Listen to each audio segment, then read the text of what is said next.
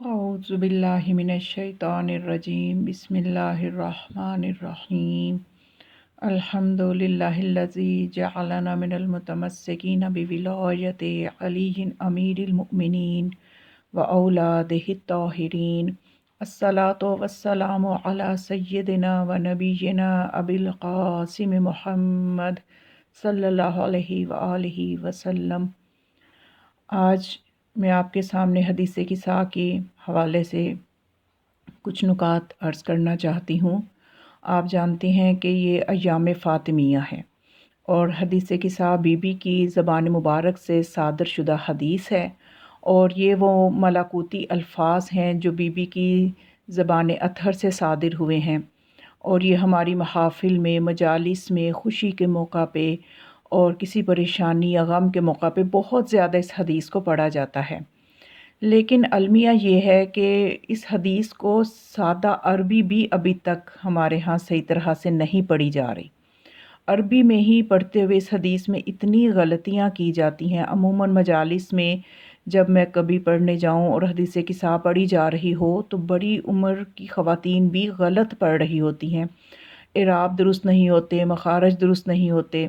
تو اس حدیث کی پوری برکتیں حاصل کرنے کے لیے ہمیں پہلے اس کو صحیح طرح سے سیکھنا ضروری ہے کہ ہم کچھ وقت اپنے دین کے لیے نکالیں اور بنیادی چیزوں کی اصلاح کریں۔ تو میری کوشش یہ ہے کہ یہ وہ حدیث ہے کہ جس کی سند سے کسی کو انکار نہیں ہے، جو کہ 41 طریقوں سے 41 سمجھ لیجئے کہ طریقوں سے یہ اہل سنت سے نقل ہو کے آئی ہے، اور 31 اور 30 طریقوں سے یہ اہل تشیع کی راویوں نے اس کو نقل کیا ہے۔ یعنی کوئی بھی مسلمان ہو وہ اس حدیث کی سند کا انکار نہیں کر سکتا۔ تو یہ اتنی خوبصورت حدیث ہے کہ جس کی برکت، جس کی مقبولیت بھی اتنی زیادہ ہے،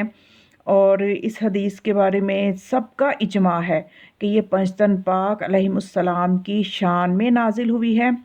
اور آیت تطہیر کا شان نزول جو ہے یہ وہی واقعہ ہے۔ یہ حدیث کسا وہ واقعہ ہے جو بی بی کے گھر میں ہوا، اور بی بی نے اپنی زبان مبارک سے اس کو نقل فرمایا، اور یہ آیت تطہیر کا شان نزول ہے یہ پورا واقعہ۔ اس میں کسی مسلمان کو انکار نہیں ہے، اور نہ ہی اس حدیث کی برکت سے ہی کسی کو انکار ہے۔ تو اس لیے اس حدیث کسا کو نہایت خلوص کے ساتھ 3 مرتبہ محمد و آل محمد پر درود بھیجنے کے بعد شروع کریں، اور ختم کرنے کے بعد بھی 3 مرتبہ صلوات پڑھیں، اور اگر درمیان میں کچھ اشک آ جائیں آنکھوں پہ پھر تو بہت ہی خوب کہ یقیناً دعائیں قبول ہوں گی۔ اور اس طرح سے اگر اس کو ہفتے میں 1 مرتبہ شب جمعہ یا روزانہ بھی پڑھیں یا کسی مشکل کے وقت بھی پڑھیں تو یہ حدیث جو ہے یہ ایک ایسا ذکر ہے کہ جو یقیناً فائدہ ہی دے گا، دل کو سکون دے گا۔ تو ہمیں چاہیے کہ ہم اس حدیث کو جو کہ مستند ہے اور پڑھی جاتی ہے، اس کی برکتیں بے شمار ہیں، ہم اس کو صحیح طرح سے پڑھنا سیکھیں۔ تو اب جو میں ویڈیوز اپلوڈ کروں گی وہ اس حدیث کے حوالے سے، ایک تو اس میں جو ہمارے لیے تربیتی نکات بھی ہیں، اس حدیث کے اندر معاشرے کی تربیت کے لیے بھی نکات موجود ہیں،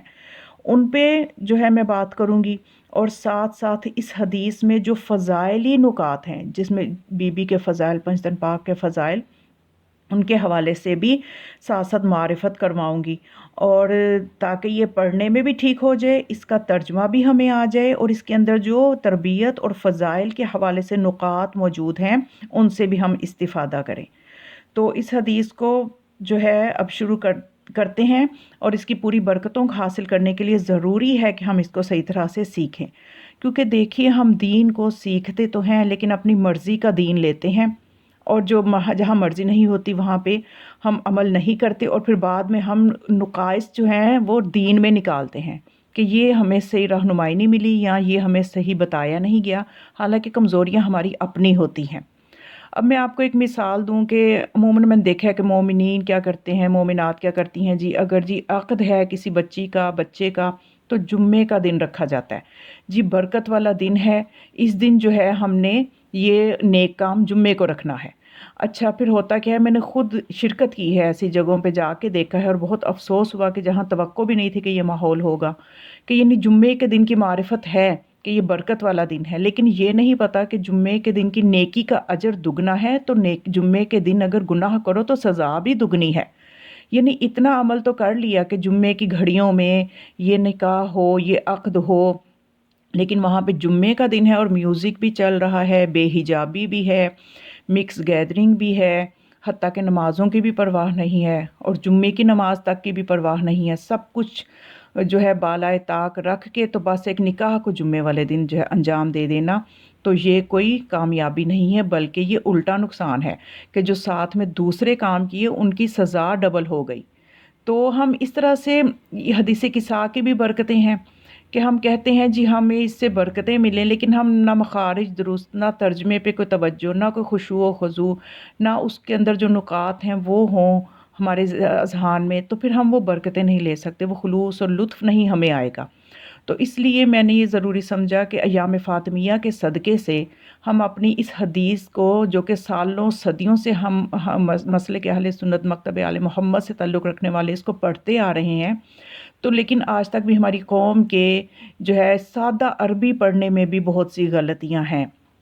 تو یقیناً ہمیں پھر اس طرح سے برکتیں بھی نہیں ملیں گی۔ تو اگر آپ ساتھ رہیں تو انشاءاللہ اس حدیث کو میں بے شک 2 صفحے یا اس پہ جتنی بھی ویڈیوز بن سکیں تو اس کو ہم نے ترجمہ، اس کے فضائل اور تربیتی نکات بھی ساتھ ساتھ، اور اس کی اصلاح عربی کے اعتبار سے بھی کہ درست ہم پڑھ لیں، تاکہ آئندہ کبھی آپ پڑھیں یا سنیں تو آپ کو اس حدیث کی پوری برکتیں مل سکیں۔ تو شروع کرتی ہوں سب سے پہلے، بسم اللہ الرحمن الرحیم۔ اس میں الرحمن الرحیم میں جو ہا کا مخرج ہے، ہا، اس کو درست کرنا ہے، یعنی ہمارا حلق جو کہ انتہائی حصہ ہے ہمارے منہ کا، جس کو کہ کوا کہتے ہیں، یعنی حلق جہاں سے شروع ہو رہا ہے اور ہنسلی کی ہڈی تک، یہ ہمارا جو گردن کا جو حصہ ہے، اس کے درمیان والا جو حصہ ہے، وسطی حصہ، مڈل پارٹ، وہاں سے یہ مخرج نکالنا ہے۔ یہ جو جیم کی شکل کی ہا، جس کو کہ ٹپیکل قراء جو ہیں اس کو ہائے خطی کہتے ہیں، ہائے خطی، تو بہرحال یہ حلق کے وسطی حصے سے اس کا مخرج نکالنا ہے تاکہ بسم اللہ درست پڑھی جائے۔ اس کے بعد آپ نے دیکھنا ہے کہ کہاں پہ میں کس لیٹر کو اور کتنا لمبا کر رہی ہوں، کہاں پہ رک رہی ہوں، اور کس طرح سے کہاں پہ مناسب کرنا ہے، چھوٹا جو ہے مد کا خیال رکھ کے چھوٹا بولنا ہے۔ تو یہ ساری چیزیں آپ غور سے سنتے جائیں، ساتھ ساتھ میں ترجمہ اور تفسیر بھی آپ کو پیش کروں گی۔ روی عن فاطمۃ الزہراء علیہا السلام بنت رسول اللہ، یہاں پہ بنتی تھوڑا سا آواز کو ناک میں لے کے جانا ہے، بنتی رسول اللہ، سین پیش و واؤ سے پہلے پیش ہے تو واؤ کو تھوڑا سا لمبا کریں گے، ایک الف جتنا، رسول اللہ، قال، یہاں پہ قاف کے مخرج کو درست ادا کرنا ہے۔ 2 طرح کی کاف ہوتی ہے عربی کے لیٹرز میں، ایک وہ کاف ہے جو کہ آسانی سے ہم بول لیتے ہیں، ایک وہ قاف ہے جو کہ کوا جس کو پیچھے لٹک رہا ہے وہاں سے حلق کے انتہائی حصے سے جس کو ادا کرنا ہے، تو اس کو اسی طرح سے بولنا ہے۔ قال سمعت فاطمۃ انہا قالت،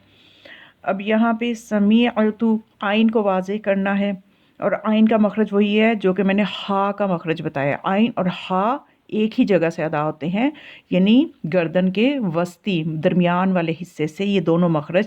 ان کی جگہ وہ ہے، ان کو وہاں سے ادا کرنا ہے۔ سمعت فاطمۃ انہا قالت دخل علی ابی رسول اللہ فی بعض الایام، اب یہاں پہ قابل غور بات یہ ہے کہ ذات کا جو بعضل، ذا کا مخرج عربی میں سب سے مشکل مخرج ہے، اس کی جو جگہ ہے جہاں سے اس مخرج نے نکلنا ہے، اس حرف نے،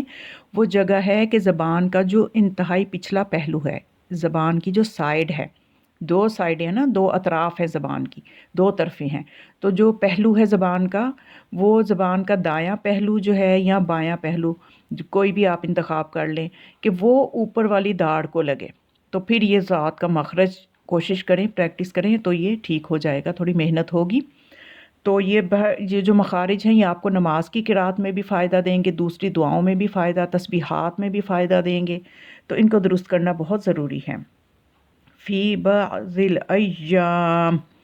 فقال السلام علیک یا فاطمہ فقلت علیک السلام۔ اب اس میں آپ غور کریں کہ کتنا خوبصورت مکالمہ ہے جو شروع ہونے والا ہے ایک باپ اور بیٹی کے درمیان۔ اب آپ منظر کشی کر کے اس حدیث کو سنا کریں، اپنے ذہن میں منظر کشی کریں۔ سب سے پہلے یہ سوچیں کہ معصومہ کی زبان سے صادر شدہ یہ روایت اور کیسے ملکوتی الفاظ ہیں، اور اس کی سب سے بڑا معجزہ اس حدیث کا تو جو میں محسوس کرتی ہوں، اس کو جب بھی پڑھیں کبھی بھی دل اکتاتا نہیں ہے، جس طرح سے کہ کلام پاک سے دل نہیں اکتاتا۔ آپ سورۃ الحمد کو کتنی مرتبہ اپنی نمازوں میں آج تک پڑھتے آئے ہیں، کبھی ایسا ہوا کہ اکتاہٹ محسوس ہو کہ آج سورہ الحمد پڑھنے کو دل نہیں کر رہا؟ یہ معجزہ ہے قرآن کا کہ دل نہیں اکتاتا۔ اسی طرح سے جو ناطق قرآن ہیں ان کے ذکر کرنے سے، انہوں نے جو اذکار ہمارے لیے بیان کیے ان سے بھی دل نہیں اکتاتا۔ حدیث کے ساتھ جب بھی پڑھیں اتنا ہی لطف آتا ہے۔ تو اب اس میں ایک بہت خوبصورت مکالمہ شروع ہونے والا ہے۔ بی بی کیا فرماتی ہیں کہ انہوں نے فرماتی ہیں کہ ایک دن میرے والد اللہ کے رسول میرے پاس تشریف لائے اور فرمایا، سلام ہو تم پر اے فاطمہ، السلام علیک یا فاطمہ، اے فاطمہ آپ پہ سلام ہو۔ فقلت تو میں نے بھی کہا، علیک السلام، آپ پر بھی سلام ہو۔ تو پھر کیا فرماتی ہیں بی بی کہ میرے بابا نے یہ فرمایا، قال انی اجد فی بدنی ضعفا، قال، اب یہاں پہ پھر قاف کو درست بولنا ہے، انی اس پہ غنہ کرنا ہے، آواز کو ناک میں لے کے جانا ہے۔ نون کے اوپر جب بھی شد آئے تو ناک میں آواز کو لے کے جانا ہے۔ آجیدو، اب دیکھیں آ جی، اس کو اسی طرح سے اتنا ہی لمبا کرنا ہے، آجیدو نہیں کہنا۔ عموماً جو ہماری غلطی ہے جو کہ قرات کو باطل کر دیتی ہے وہ یہ ہے کہ جہاں لمبا نہیں کرنا ہوتا ہم لمبا کر دیتے ہیں تو قرات باطل ہو جاتی ہے، کیونکہ جی کو لمبا کریں گے تو تب بھی آجیدو، یہ غلط ہو جائے گا۔ آجیدو یعنی اگر جیم کے نیچے زیر ہے تو اس کو لمبا نہیں کرنا، اگر یا سے پہلے زیر ہے تو پھر لمبا کرنا ہے۔ تو اب یہاں پہ آپ نے کیا ہے کہ اس کو اس طرح سے ہی پڑھنا ہے، قال انی اجدو، یعنی بی بی فرماتی ہیں کہ میرے بابا نے فرمایا میں اپنے بدن میں کمزوری محسوس کرتا ہوں۔ یہ مکالمہ سنیے۔ فقلت، بی بی فرماتی ہے میں نے کہا، فقلت لہ، میں نے ان سے یہ کہا، اعیذک باللہ، میں آپ کو اللہ کی پناہ میں دیتی ہوں، یا ابتہ، اے میرے بابا جان، من الضعف، کسی بھی طرح کی کمزوری سے میں آپ کو اللہ کی پناہ میں دیتی ہوں۔ یہ بیٹی کا محبت بھرا جواب ہے۔ اعیذ، اب یہ زو کا جو مخرج ہے، زال کا مخرج زبان کی جو نوک ہے وہ اوپر نیچے کے جو 4 دانت ہیں ان کے درمیان میں لگے، سروں پہ اوپر نیچے کے جو 4 دانت ہیں ان کے جو کنارے ہیں ان کے درمیان زبان کی نوک لگے، تو آہستگی سے اس مخرج کو ادا کرنا ہے، زو زو، اعیذ، اعیذک باللہ، تو میں آپ کو اللہ کی پناہ میں دیتی ہوں۔ اب یہاں پہ تربیتی پہلو یہ ہے کہ جب رسول خدا گھر میں بیٹی کے داخل ہوتے ہیں تو اب وہ یہ انتظار نہیں کرتے کہ میری بیٹی مجھے سلام کرے تو میں جواب دوں۔ ہمارے معاشرے میں سلام ایک بہت بڑا مسئلہ بن چکا ہے۔ ہر بڑا چاہتا ہے کہ میں بڑا ہوں مجھے سلام کیا جائے، چھوٹے مجھے سلام کریں۔ چھوٹے کہتے ہیں کہ ہم خود بہت بڑی شان کے مالک ہیں، ہم کیوں ہر وقت سلام کرتے رہیں؟ تو اس طرح سے بڑے ناراض ہو جاتے ہیں، اور چھوٹے جو ہیں وہ اس بات پہ پریشان ہو جاتے ہیں کہ ہم ہی کیوں سلام کریں۔ حالانکہ اگر یہ سلام والے مسئلے کو حدیث کسا سے سیکھ لیں کہ انبیاء کا سردار داخل ہو رہا ہے اور وہ یہ نہیں سوچتا کہ میں بڑا ہوں تو بیٹی مجھے سلام کرے، بلکہ آپ سلام کرتے ہیں۔ کیا روایت بی بی نے فرمائی، غور سے ہم سنیں تو وہ جب ان کے بابا داخل ہوئے تو انہوں نے پہلے سلام کیا، السلام علیک یا فاطمہ، تو بیٹی نے پھر آگے سے جواب دیا، علیک السلام، آپ پر سلام ہو، آپ پر بھی سلام ہو۔ تو یعنی ہمیں درس یہ ملا کہ جو گھر میں داخل ہوگا وہ سلام کرے گا، چاہے وہ چھوٹا ہے چاہے وہ بڑا ہے۔ اور اگر ہم سنت نبوی میں دیکھتے ہیں تو ہمارے نبی کوئی انتظار نہیں کرتے تھے کہ کوئی مجھے سلام کرے، بلکہ وہ چھوٹوں کو بھی، بچوں کو بھی، امیر کو بھی، غریب کو بھی سلام میں پہل کرتے تھے۔ یہ ہے سنت ہمارے نبی کی۔ تو اور ویسے بھی روایات میں بھی، ایسی مستند روایات میں بھی ہمارے نبی صلی اللہ علیہ وآلہ وسلم نے ہمیں کیا فرمایا کہ فرماتے ہیں کہ جو سلام میں پہل کرتا ہے وہ اللہ کے زیادہ قریب ہوتا ہے۔ یعنی اگر ہم اپنے میں ڈھونڈنا چاہتے ہیں کہ ہم اللہ کے زیادہ نزدیک ہیں یا کوئی اور، تو ہم دیکھتے ہیں کہ سلام میں کون پہلے پہل کر رہا ہے، تو جو پہل کر رہا ہے وہی اللہ کے زیادہ نزدیک ہے۔ یہ ہمیں ایک معیار مل گیا روایت میں، ایک حدیث میں۔ تو اب یہاں پہ آپ حدیث اقصاء میں سلام کا طریقہ دیکھیں۔ اگر بابا داخل ہو رہے ہیں تو وہ سلام کر رہے ہیں، اگر بچے آ رہے ہیں تو وہ سلام کر رہے ہیں، یعنی جو گھر میں داخل ہو رہا ہے بس وہ سلام کر رہا ہے۔ تو اگر کوئی گھر میں داخل ہو رہا ہے، سلام کرنے میں تاخیر کر رہا ہے، تو گھر والا بھی سلام کر سکتا ہے، یعنی سلام میں پہل کی کوشش کریں۔ اور یہ حدیث قصاص سے ہمیں یہ درس ملا کہ چھوٹے بڑے کا اس میں کوئی فرق نہیں ہے، بس جو گھر میں آیا ہے وہ گھر والوں کو سلام کرے اور گھر والے اس سے اچھا جواب دے۔ یہ آگے چل کے تربیتی پہلو بھی آئیں گے اور ساتھ ساتھ فضائلی پہلو بھی انشاءاللہ میں آپ کو بیان کروں گی، ساتھ ساتھ ترجمہ بھی، اور ساتھ اس کے ہم تھوڑی سی عربی کی اصلاح بھی کریں گے کہ جو لفظ غلط بولے جاتے ہیں اس حدیث کو پڑھتے ہوئے وہ نہ بولے جائیں۔ تو یہاں پہ کتنا خوبصورت مکالمہ شروع ہو جاتا ہے، ایک باپ اور بیٹی کی محبت کا اظہار دیکھیے کہ وہ بیٹی کی طرف باپ آ رہا ہے۔ ایک ہمارے یہاں پہ یہ بھی بہت مسئلہ ہے کہ بیٹی کے گھر نہ جاؤ، بیٹی پہ بوجھ نہ ڈالو، یا اس قسم کے مسائل، تو ایسا نہیں ہے۔ دیکھیے آپ اپنی بیٹی کے گھر گئے ہیں، آپ کو اگر کوئی مسئلہ ہوا ہے تو آپ اپنی بیٹی سے ذکر کیا ہے۔ ایسا نہیں ہے کہ آپ کہیں کسی اور کسی جگہ چلے گئے یا اپنے گھر چلے گئے، آپ نے اپنی بیٹی سے فرمایا کہ میرے ساتھ یہ مسئلہ ہے۔ تو پھر بیٹی کو کیا فرمایا؟ جب بیٹی نے جواب دے دیا تو پھر فرمایا فقال، بی بی فرماتی ہے میرے بابا نے فرمایا یا فاطمہ تو ایتینی بالکساء الیمانی، کہ میرے لیے یمنی چادر لے آؤ اور میرے اوپر اڑا دو۔ پھر بی بی فرماتی ہیں فغطینی بہی، میں نے وہ چادر اوڑھا دی۔ فغطینی بہی، اب یہاں پہ تی کو لمبا کرنا ہے کہ یا سے پہلے زیر ہے تو اس کو ایک الف جتنا لمبا کر کے آگے جائیں، اور آگے بھی نی کو بھی لمبا کرنا ہے کہ یا سے پہلے زیر ہے۔ فغطینی بہی فأتیتہ بالکساء الیمانی، فغطینی بہی، یعنی میرے بابا نے فرمایا کہ وہ مجھے اڑا دو، فأتیتہ، پس میں وہ لے کے آئی، وہ چادر لے کے آئی، بالکساء الیمانی، فغطیتہ، تو پس میں نے وہ اڑا دی، بھی، یعنی وہ چادر ان کو دے دی۔ وَصِرْتُ أَنظُرُ إِلَيْهِ وَإِذَا وَجْهُهُ يَتَلَأْلَأُ كَأَنَّهُ الْبَدْرُ فِي لَيْلَةِ تَمَامِهِ وَكَمَالِهِ، یعنی فرماتی ہیں بی بی کہ محبت کا انداز دیکھیے کہ جب میں نے اپنے بابا کو چادر دی تو میں نے دیکھا کہ ان کا چہرہ ایسے روشن تھا کہ جیسے 14ویں رات کا چاند روشن ہوتا ہے۔ کیا محبت تھی ایک بیٹی کو، اس بی بی کو اپنے بابا سے کتنی محبت تھی کہ کس طرح کی بی بی خوبصورت انداز سے تشبیہ دیتی ہیں کہ میرے بابا کا چہرہ ایسے روشن ہو گیا کہ جیسے کامل چاند ہوتا ہے، 14ویں کا کامل چاند ہوتا ہے، اس طرح سے نور ساطع ہو رہا تھا میرے بابا جان کے چہرے سے۔ تو بس آج کے لیے میرا خیال ہے اتنا کافی ہے، ان مخارج پہ غور کریں اور جو میں نے تربیتی پہلو تو بتائے ہیں ان پہ غور کریں۔ خداوند ہماری توفیقات میں اضافہ فرمائے، ہمیں حدیث قصاء کی برکتوں سے فیض یاب فرمائے۔ تو انشاءاللہ دوسری ویڈیو اس سے آگے جو ہے اسی طرح سے چلتی جائے گی۔ آپ اس چینل کو خود بھی شیئر کریں اور دوسروں سے بھی سبسکرائب بھی کروائیں تاکہ جتنے لوگوں کی اصلاح ہو، نیکی میں آپ کا بھی حصہ ہوتا چلا جائے۔ والسلام علیکم ورحمۃ